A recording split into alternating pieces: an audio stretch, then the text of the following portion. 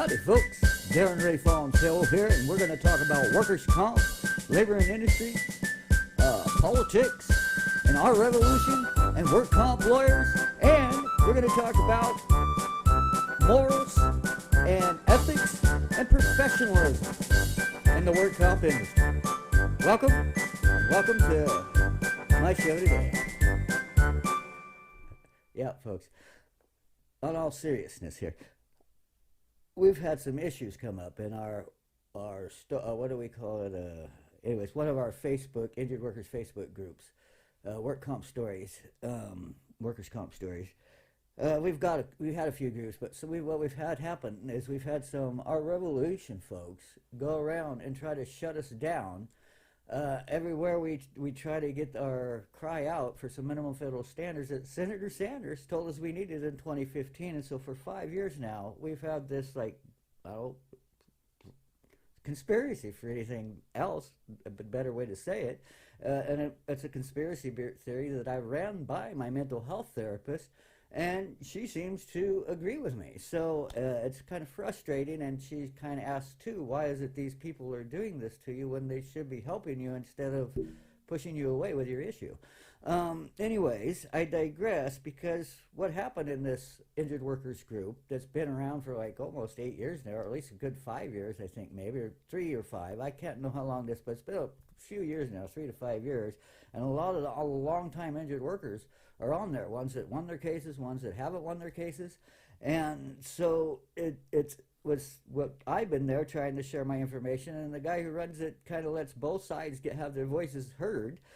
He gets a little frustrated with his side that isn't on his side, but he still allows me to have my voice heard, and even though we're not from the both political sides, but yet if you're an injured worker and he knows that and you're not just there to mess with us, he allows both sides' voices to be heard. So that being said, for a long time, for the whole time he's had the group up, I had another group up that was called Our Broken Workers Comp pages on Facebook pages, that one of these our Berniecrat folks claimed to be an injured worker and befriended me, became part of my group, and wanted to just have people chase court cases the same way this other lady that was, but I'll just start with this, befriended me with my group just to, when she first chance she got, to burn it down, because she had befriended me. I said, well, you can run the group, when I get all kinds of trouble all kinds of time while I'm gone, you could kind of help run the group. And she agreed to do that, and so I made her an admin, and the first chance she got to, when I couldn't do it, and one of the times I was kicked out, she burnt down the group when first chance she got. And then, the same person is part of this other group, where she then talks to people in that group and tells them, well, let's make this a closed group, and then there's some other people in that same group that they've all gotten together with these our revolution folks and said, let's make this a closed group, and the guys refused to make it closed. I refused to make mine closed too. That's why they shut us down. And then she shut us down, and then another worker who calls herself Bad Faith, Bad Faith Workers Comp, the insurer's duty.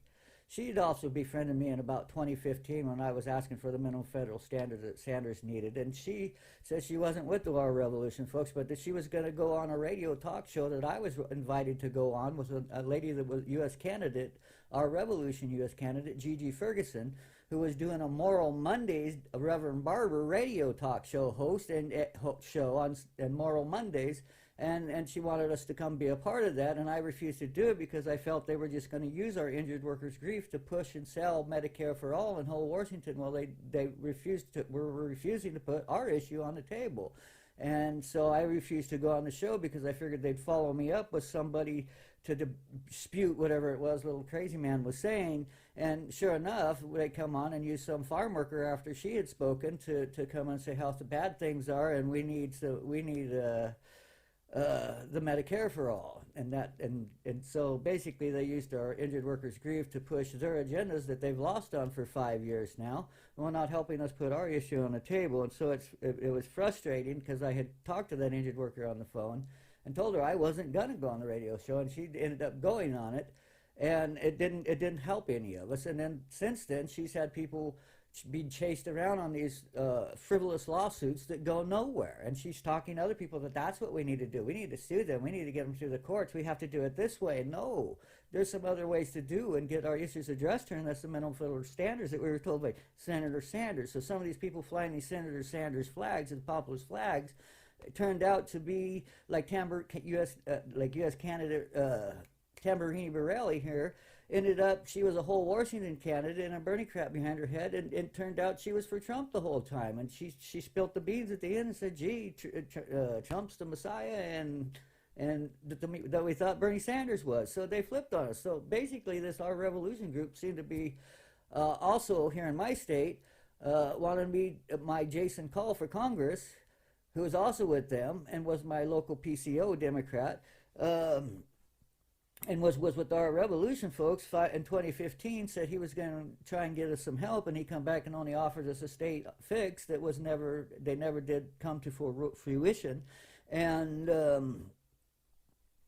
he offered us nothing as far as the minimum federal standards. And then here it is, 5 years later, he's running for U.S. Congress, and I call him out on the issue, and he says he never lied to me. And I said, well, yes, you did. And he said, well, his priorities the whole time are Medicare for all and whole Washington, not our injured workers. So right there is where these people pushed our issue aside just to push their issue and to keep losing on their issue. And when you look under Medicare for all bill under Section 801, it excludes our injured workers. So anyways, we have this other guy who showed up on the scene about a year ago, was a young work comp lawyer who claimed to be our Berniecrat work comp attorney from California, and he's just a young kid, about 28 or so, and he told me and befriended these other people and told all of them, don't listen to Darren and his cry for minimum federal standards that Senator Sanders says we need it. We don't need those. And it's funny because the Jason Call here that ran for Congress here, not only did he not help me, he told me to vote for their endorsed Republican candidate who was a work comp lawyer, Scott Stefani, a longshoreman work comp lawyer here in Washington State, who ended up also being a Republican. And none of them wanted to help me. And Scott Stefani even, I have him on video, stating that what's being done to us, the injured workers, is a genocide, he calls it. Yet he can't help us with the Fed issue to do it, and so anyways, that's kind of frustrating. So, but it brings me back to the California work comp attorney, though. We have some other work comp attorneys. One of them is from South Carolina or someplace, I can't remember his name, Lee James or James something. I can't remember the guy's name right now. I wish I could. But anyways, he's come here and he has like 20 years of experience doing workers' comp applicant attorneys law in like South Carolina, someplace like that. And he has told me, thank you, and you did good videos. And we have a couple other attorneys on there that have been nice and also responsive to the request for the minimum federal standards. We have other attorneys also that come on and help a little bit with some of the questions that people have. And yes, some are just fishing for the big third-party lawsuits to fill their pockets with, while not being able to do much for the other ones that aren't able to get help because there's no money in it for these lawyers to help them, so they're forced to be lawyers per se, which of course drives many of them insane, because as any lawyer knows, he who has himself for an attorney has a fool for a lawyer. And they say that for a reason, because it will drive people insane, and it's being done intently in certain situations here, and that's frustrating. And then when that's going on, to know that in 2015, Senator Sanders said we need these minimum federal standards. And then here in 2020, we also had the United States Congressional Research Service, which is a nonpartisan think tank that had smart people from both sides that got together of our United States senators and told us they also say we need these minimum federal standards. So it's frustrating that I've been told for 5 years that we can't put our issue on our tables. We put all these other issues and have alternative solutions from my liberal left and temporary COVID fixes on the federal level, where our unions and nobody will help us with the minimum federal standards that we were told that we need by Senator Sanders and our liberal left. And now we really need them, and there's no excuse not to have them at this point. But I digress, because the reason for this video is to document how we had a work comp attorney from California, from the People's Law Firm. James Kim is this young lawyer's name, and he has like I said, he looks like he's about 28 years old, I'm not sure, and he has some experience as being a work comp lawyer but most of his experience he's been working for the employer's side. And for the last year or two, he switched over and now is working for the applicant side because of all that great experience he had working with the employers.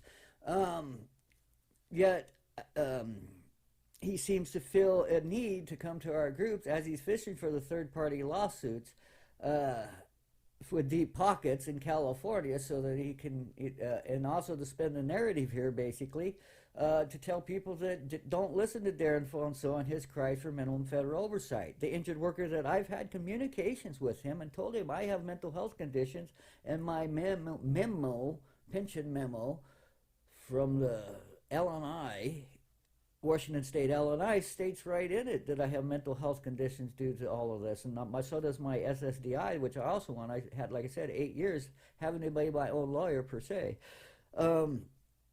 So it's frustrating to me when he knows I have mental health conditions that he would even poke and prod at us this way. And it seems like some of these people are sending newbie injured workers to our site to poke at us and prod at us and say, well, gee, how come you aren't sharing good stories? How come you guys aren't looking at the bright side?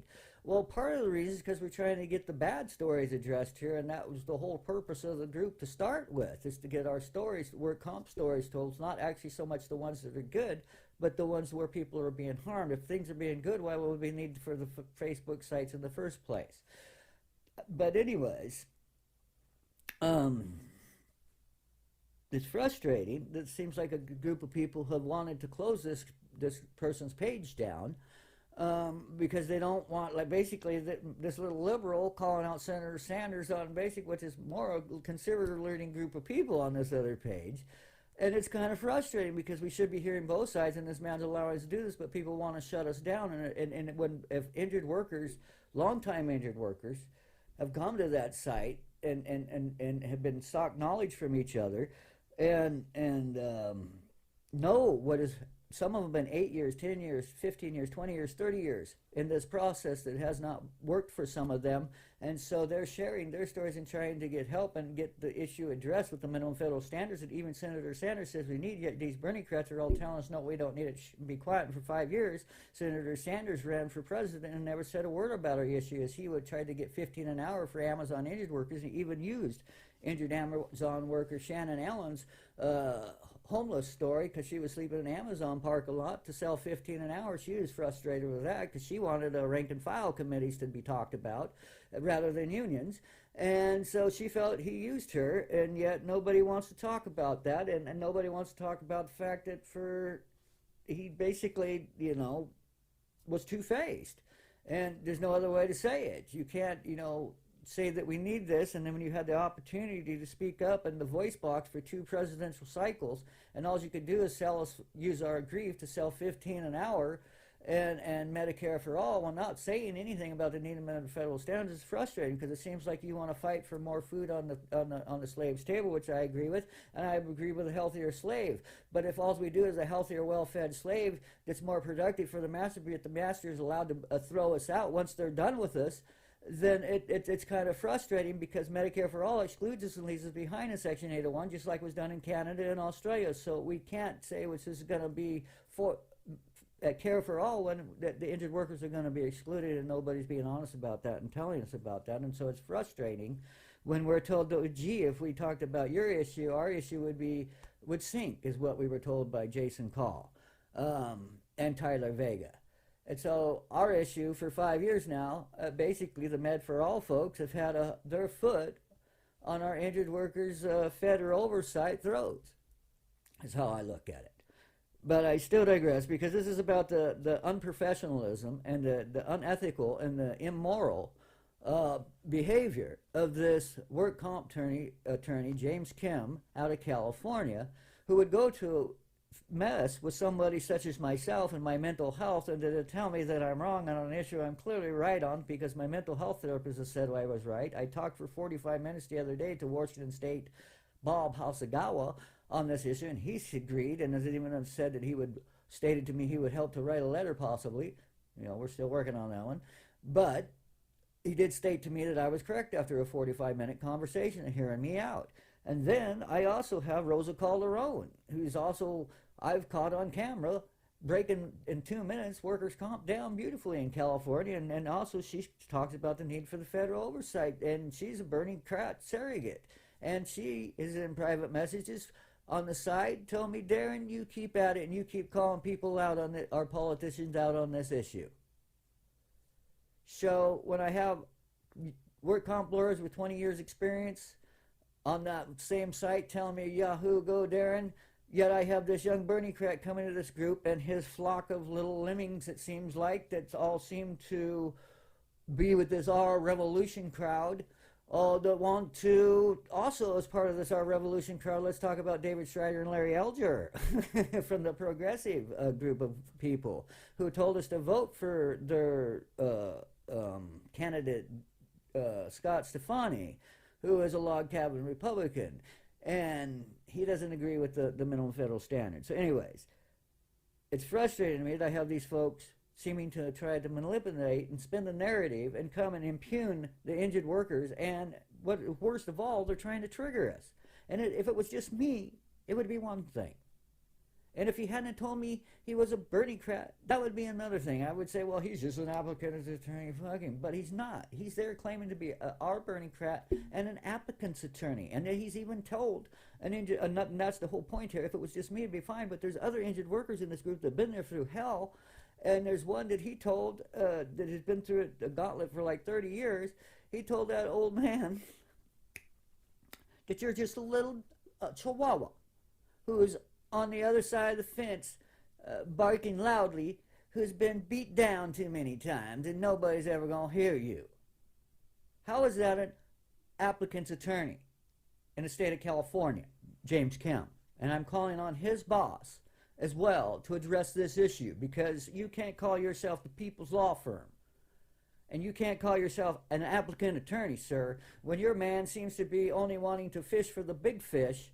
Well, he goes around and tells the little fish that you guys are throwing back in the sea that end up having to fight pro se by themselves, that they don't need these minimum federal standards that would help them not having to fight and fend for themselves on their own with some of this little minimum federal oversight that very clearly some other smart folks have told us we need. I mean, Rosa Calderon, whether you like whatever side she's from, she's a rocket scientist.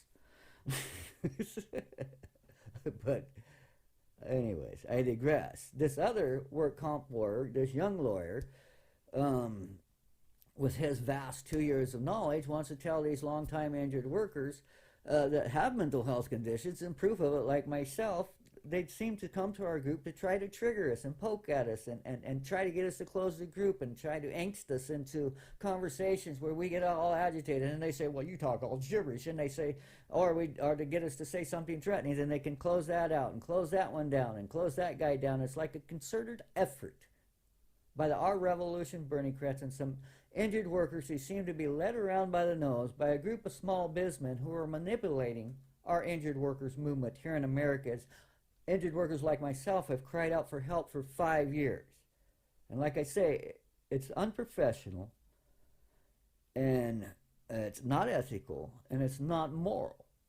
And I am asking for him and his boss to make a personal and a written, or however he wants to do it, or a video, however he wants to do it, to please say you are sorry. We need an apology from this young lawyer, or he needs to not be an applicant's attorney. If all he's going to do is fish for the big fish, well, he kicks the little dogs back to the street. So, you know, he wants to make money off the big fish or the big dogs, but the little dogs getting chewed up, he's told you no one's ever going to hear you, and shut up. And we don't need what you were told by Senator Sanders what we need. But by the way, can you vote for Our Revolution Berniecrat like Scott Stefani, who's a Republican longshoreman work comp lawyer? Somebody don't see something fishy going on there? I think something smells rotten in Denmark. Smells rotten in Denmark to me, and I don't know if it's okay or politically correct to say that today, but I'm not a politician. I'm an injured worker, and I'm a victim. And when this guy claims to be an applicant victim's attorney, and he comes to our groups to manipulate with our minds intently, that's not helping us, young man. That's harming us. It harms our mental health, and it's manipulative because it's almost a political group that is using this using this to try and push people over the edge, and that's harmful to us as a society, and we need to address this issue.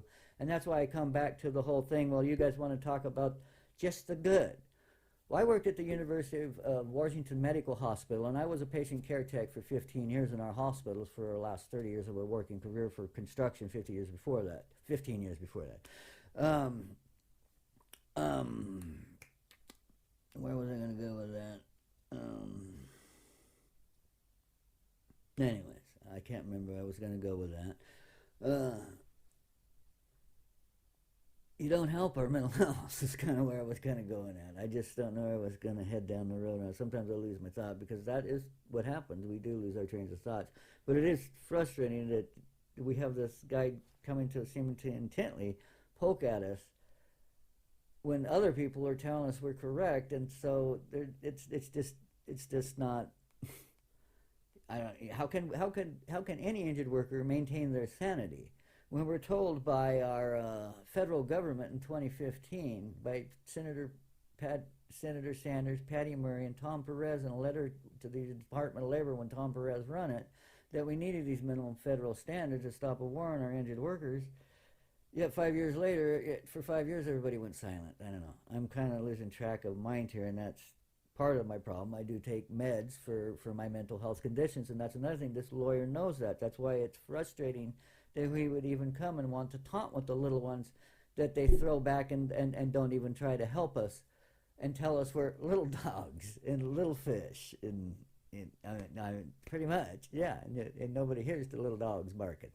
Little chihuahuas with a big fence, and life would just beat you down too much. And that's fine. He might be able to tell that other worker that hasn't won. But apparently I have prevailed. And that's what, that's where I was getting with the I'm sorry, I lost track, but that's the way I am. I worked at the University of Washington Medical Hospital, and as a patient care technician, and damn it, this is again.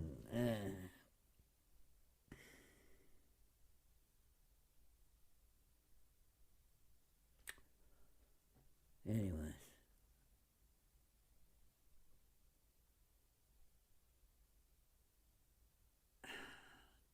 God damn it. Anyways, I was a patient care technician at the University of Washington. And if we were going to do this just looking at the good and just the bad, say if I worked at the University of Washington and say I had been a doctor and say I treated like 20% of them, well, let's say I snuffed them out and because they were sneaky old people or something. But the other 80% I treated like gold. I mean, I was the best doctor in the world. What would we focus on as a society? Would we focus on that 80% that I treated like gold? Or would we look at those people that I had probably snuffed out? Now, this is all hypothetical, of course, and I'm not a doctor. I was just a CNA. But that's what people, when they come to our injured workers comp groups and say, gee, why aren't you sharing the good story? Well, some injured workers did have good stories because some people got treated good a couple times for the same injuries that they just kept getting shuffled off and put back in for, and put back in. But when they got a little bit older, they didn't want to cover those same injuries. And they tried to get out of the original JIs. And that's what's happening to some people, and there's no third party to sue with like an auto accident or something where these guys can make some money, the lawyers, and I don't blame them if they don't want to make some money. But what you don't do is go around to the little guys who you aren't helping, who are being driven insane, and who are asking some minimum federal standards so they don't get boxed into these having to fight pro se issues, because we won't have this war waged on us to start with. And that's another issue. That's a whole nother video, but how our HMOs, or doctors, are used out the gate to set up this thing where we go see other doctors who are doctor yes IME meals and doctor no IME meals and blah blah blah, when we get to go to the judges to sift through the stuff to get to the truth that the first HMO doctor should have been giving us our band-aids to start with, that everybody else puts us through the gauntlets to try to cheat us out of, and they spend more money to try and catch that 2% of injured workers who supposedly cheat than they do if they would just help everybody to start with and give us our band-aids out the gate. Anyways, I will stop there at that because it took a long time and to get to where I was trying to get at there, and I think I covered everybody. Persons burning down the group, yeah. Everybody, yeah, and they have us chase court cases that go nowhere, but yet, and that's why I was, anyways, I just, seems like they want us to look over here, but not look at the issue, this issue and the solution that injured workers have been told since 1972, from both sides at times, that they need. So we need to address this issue. And this young man needs to apologize. I hate to have to say that, especially with this movie Unhinged, and when Jason called me unhinged. That's why my mental health therapist says, why is this man running for Congress if he's going around calling people with mental health conditions unhinged out in public as he's trying to get help from them? Anyways,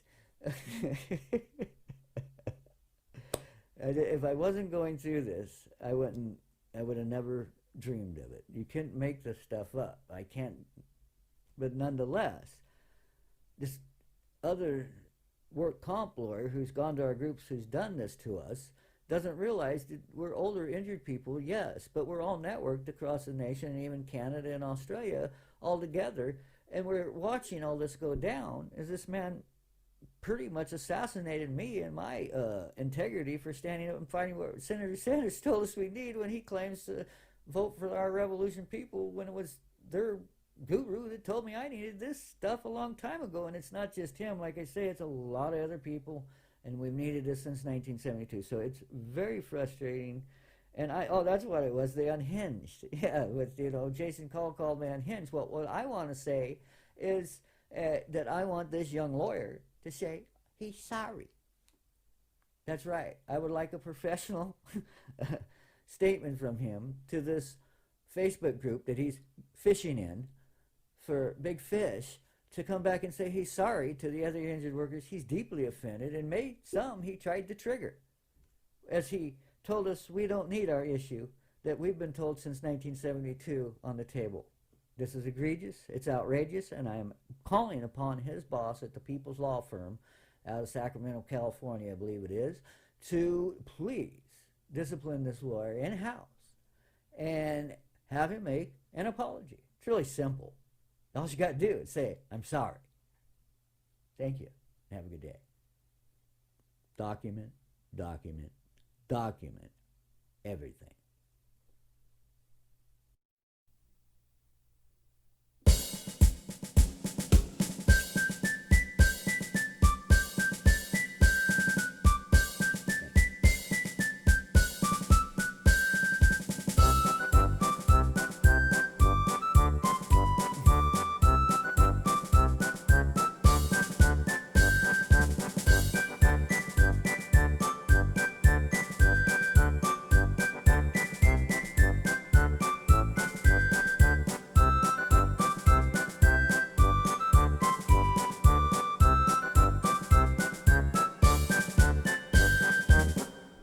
One more thing, young man.